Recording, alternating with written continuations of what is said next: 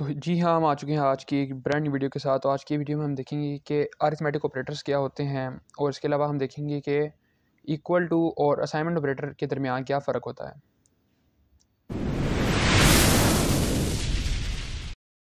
सबसे पहले हम अपना विजुअल स्टूडियो कोड खोल लेते हैं। जो हमारा वो फ़ोल्डर था जिसके अंदर हमने सब कुछ अपने ट्यूटोरियल्स को रखा हुआ है, वो ये है ट्यूटोरियल्स। इस फोल्डर को खोलेंगे उसके बाद यहाँ पर हम इसको नेविगेट करके विजुअल स्टूडियो कोड को खोलेंगे। Open with VS code. जैसे ही हमने खोला तो हमारा ये लोड हो चुका है। लास्ट में हमने ये सब कुछ पढ़ा था। अब हम न्यू फाइल बनाते हैं अपनी। यहाँ पर हम क्लिक करेंगे और साथ में हम फाइल का नाम बनाएंगे अरिथमेटिक ऑपरेशंस .py।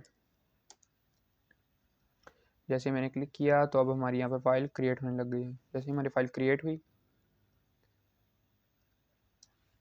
क्रिएट करने के बाद अब हम सबसे पहले पढ़ेंगे कि अरिथमेटिक ऑपरेशंस कहते किन्हें हैं। से मुराद आपके वही मैथमेटिक्स वाले सिंपल ऑपरेशन हैं, जैसे कि plus, minus, divide, multiply, modulus या फिर और भी कोई अगर आपको याद हो तो वो आ सकती हैं।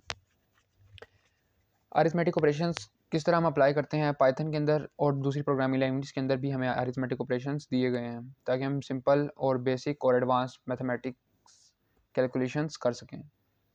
तो सबसे पहले हम लिखते हैं अपने अरिथमेटिक ऑपरेशंस। यहाँ पर मैं अपना मल्टी लाइन कमेंट लिखता हूँ।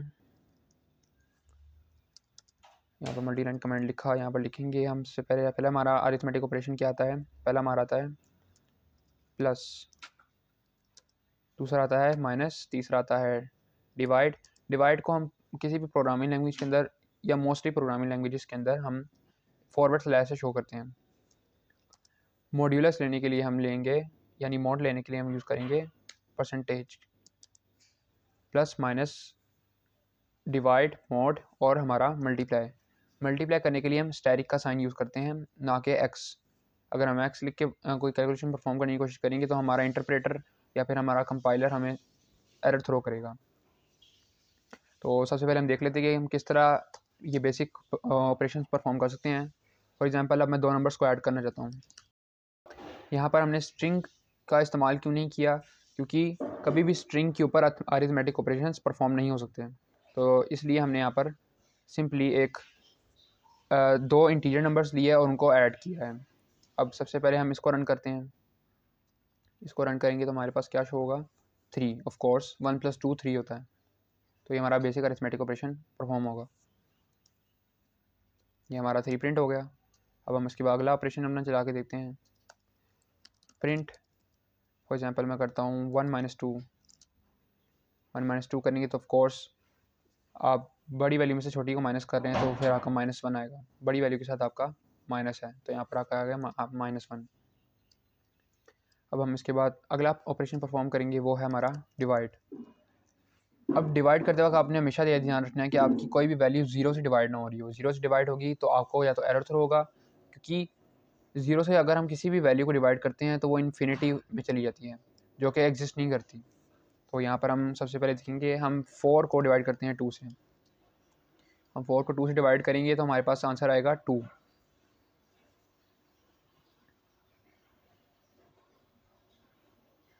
ये हमारे पास आ गया 2। यहाँ पर 2.0 क्यों आया है, क्योंकि जब हम डिवाइड करते हैं फॉरवर्ड स्लैश का इस्तेमाल करके तो हमें जो वैल्यू रिटर्न होती है वो होती है फ्लोटिंग पॉइंट डाटा टाइप के अंदर। चाहे आप दो इंटीजर वैल्यूज़ को ही क्यों ना डिवाइड करवा रहे हो, आपके पास आंसर में फ्लोट वैल्यू ही आएगी। अगर आप चाहते हैं कि आपको आंसर भी इंटीजर के अंदर मिले तो इसके लिए भी हम एक हल निकाले हुए हैं। हम यहाँ पर 4 को डबल फॉरवर्ड स्लैश 2 से डिवाइड करेंगे और यहाँ पर जैसे ही हम इसको प्रिंट करवाएंगे यहाँ पर हमें ये 2 शो करवा देगा। यहाँ पर इसने हमें 2 शो करवा दिया। ये डबल फॉरवर्ड स्लैश ऑपरेटर क्या करता है, ये हमारी फ्लोटिंग पॉइंट वैल्यू को फोर्स करता है कि वो इंटीजर में कन्वर्ट हो डिवीजन के दौरान। या आपको कोशिश करनी चाहिए कि आप कम से कम यूज़ करें, ज़्यादा से ज़्यादा आप फ्लोटिंग पॉइंट नंबर्स के साथ डील करें, क्योंकि वो ज़्यादा प्रिसीजन की तरफ चले जाते हैं। इंटीजर वैल्यूज़ ज़्यादा प्रिसीजन की तरफ नहीं जाती। अब हम इसके बाद अपना अगला ऑपरेटर देख लेते हैं, मॉड्यूलस। मॉड्यूलस और डिवाइड के बीच में भी हम पढ़ते हैं क्या फ़र्क है। तो यहाँ पर हम लिखते हैं print for mode 2, for mode 2 किया यहाँ पर हमने, तो यहाँ पर हमारे पास आंसर आना चाहिए 0। 0 क्यों आएगा उसकी मैं आपको रीज़न बताता हूँ अभी। ये हमारे पास यहाँ पर आंसर 0 आ गया। अब सबसे पहले मैं आपको पेंट खोल के दिखाता हूँ कि what is the difference between modulus and our division operator. यहाँ पर हम पेंट खोलते हैं।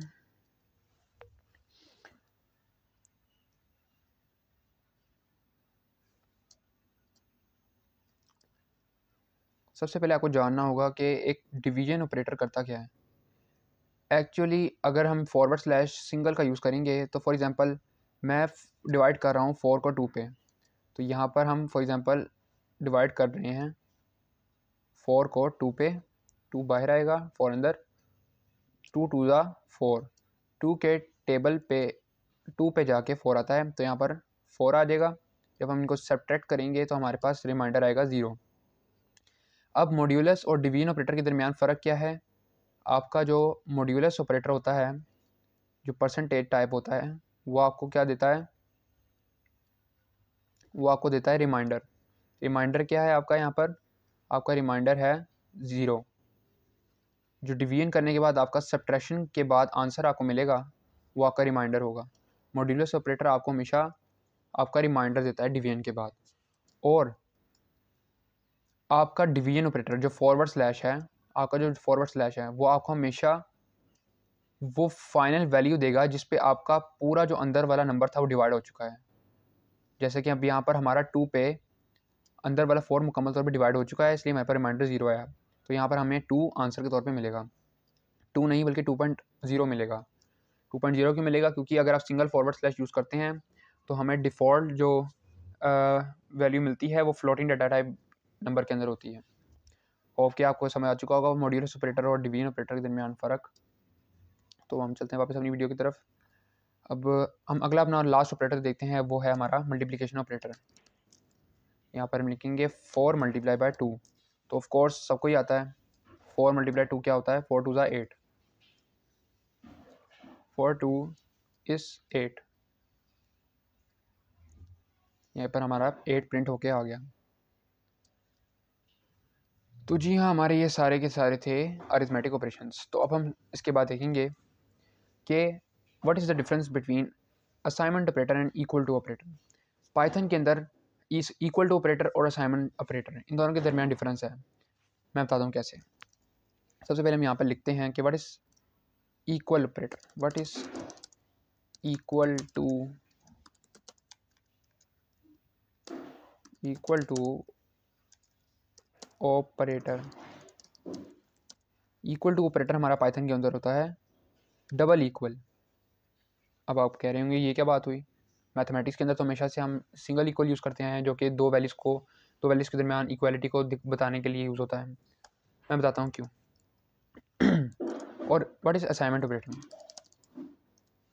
वही असाइनमेंट ऑपरेटर जो कि हमने पढ़ा था इस सीरीज़ के स्टार्ट में, जब मैं आपको वेरिएबल का कॉन्सेप्ट दे रहा था। व्हाट इज़ असाइनमेंट ऑपरेटर, तो जी हाँ, हमारा सिंगल इक्वल असाइनमेंट ऑपरेटर है।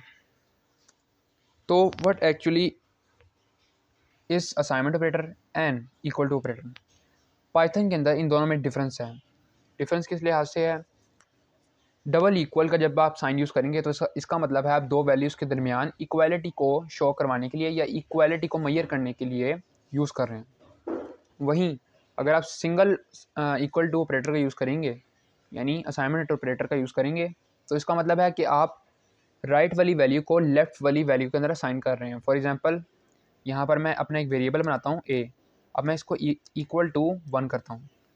यहाँ पर हमारा एरर क्यों आ रहा है, रीज़न ये है कि हम इन दोनों के दरमियान इक्वालिटी को शो करवाने की कोशिश कर रहे हैं, जो कि पॉसिबल नहीं है, क्योंकि हम चाहते हैं कि हम इस 1 वैल्यू को स्टोर करवाएं इस a वेरिएबल के अंदर। तो इसके लिए हम यूज़ करेंगे असाइनमेंट ऑपरेटर। असाइनमेंट ऑपरेटर का मैंने आपको पहले मतलब बताया था कि असाइन करना राइट वाली वैल्यू को लेफ्ट वाली वैल्यू के अंदर। यहाँ पर हमारा राइट वाली वैल्यू है 1 और लेफ्ट वाली वैल्यू है हमारी a है हमारा वेरिएबल और 1 है हमारी उस a वेरिएबल की वैल्यू। और अगर हम दो वैल्यूज़ के दरमियान इक्वालिटी को शो करवाना चाहें तो इसके लिए हम क्या करेंगे, मैं आपको बताता हूँ। Print 1 is equal to 2।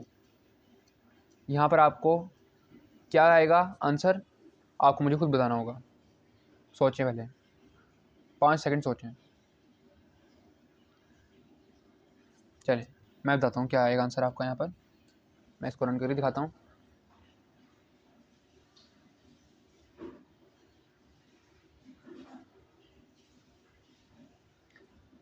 तो जी हाँ, जैसे हमने इसको यहाँ पर रन किया तो हमें क्या शो हो रहा है, फॉल्स। फॉल्स और ट्रूथ याद आया आपको, ये क्या थे? जी हाँ, ये हमारे थे Boolean operator, Boolean algebra operators. ये हमारे थे बुलियन ऑपरेटर्स। बुलियन क्या थे, ट्रू या फॉल्स। कोई भी कंडीशन इस यूनिवर्स में या कोई भी फैक्ट या तो ट्रू हो सकता है या फॉल्स हो सकता है जॉर्ज बुलियन के मुताबिक। तो यहाँ पर हमारी ये वाली कंडीशन क्या थी कि 1 इक्वल है 2 के, तो ये गलत है। इसलिए हमें आंसर के तौर पे क्या प्रिंट हुआ, फॉल्स। फॉल्स प्रिंट हुआ। दैट्स द रीज़न कि हमारा इक्वल टू ऑपरेटर यूज़ होता है दो वैल्यूज़ के दरमियान इक्वालिटी को शो करवाने के लिए। तो आई होप कि आप लोगों को समझ आ चुकी होगी जो आज की वीडियो में हमने पढ़ा। आज की वीडियो में हमने पढ़े ये 5 अरिथमेटिक ऑपरेशंस, इनके यूजेस, इनको किस तरह इस्तेमाल किया जाता है।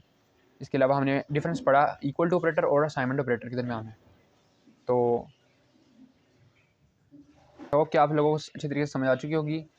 लाइक, सब्सक्राइब और शेयर करना ना भूलिएगा। अगली वीडियो के लिए गुड बाय।